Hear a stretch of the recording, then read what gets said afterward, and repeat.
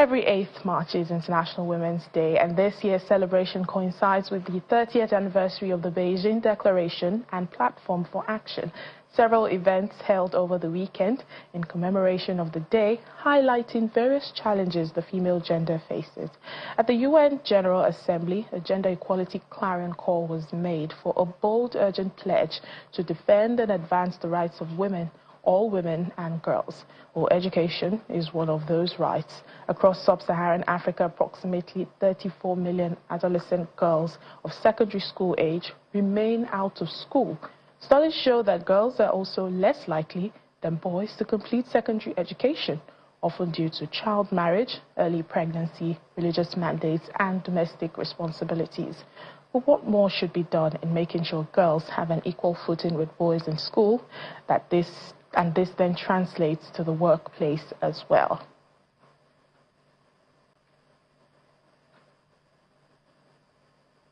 Well, joining us to answer these questions and more is Lola Alonga, Girl Child Rights Advocate.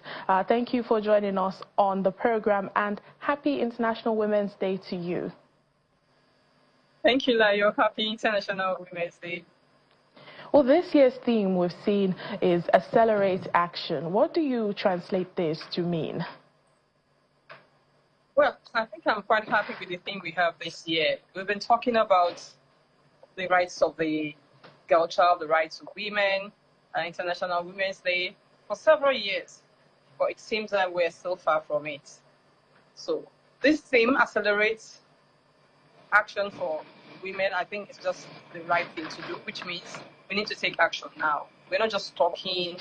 We've been talking about the rights of women, the rights to good health, the rights to participate in politics, the rights to education and everything like that. But unfortunately, we're far from it.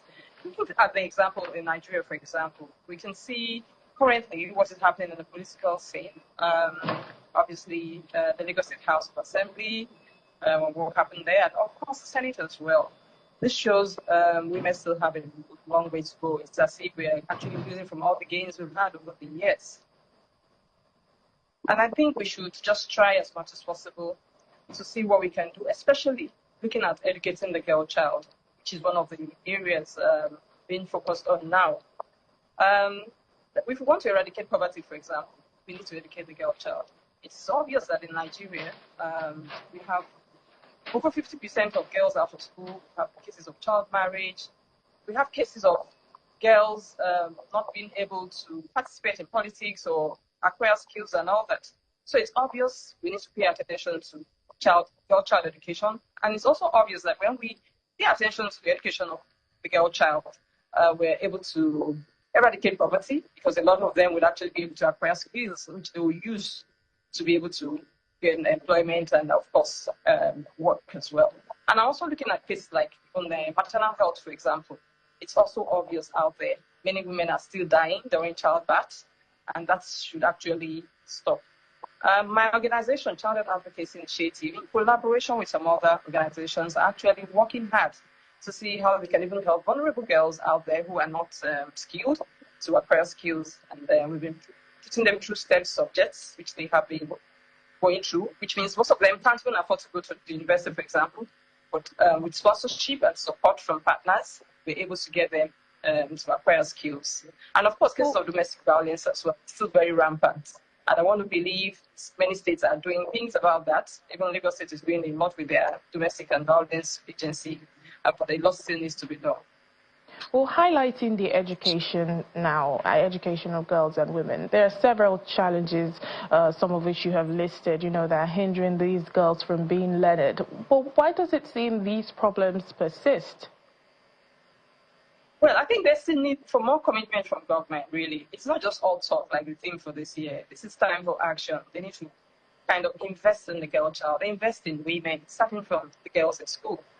Let's make sure all girls are at school. Let's make sure they are educated. Let's make sure they are able to acquire skills. I'm aware many states are trying to put up skills acquisition centers now. That's a good step in the right direction. Let's get them empowered. Then apart from that, we should also see how, we can have like sponsorship, mentors who are ready to take up these skills and support them financially for those who want to maybe go for higher education and order for to do that.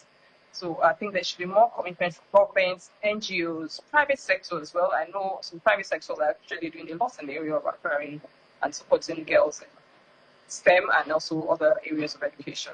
So I think all hands must be on deck. It's time for action. We must try to see how to help the girl child. 50% of the population of Nigeria is made up of women and girls. And if we leave them behind, we cannot actually progress in this country. We can't even eradicate poverty. We can see what is happening now. We need to empower women so that we can go out there and also be able to contribute to the economy of this country. All right then, founder Child Health Advocacy Initiative, Lola Alonge, thank you for speaking to us on Network Africa. Thank you. Thank you for having me.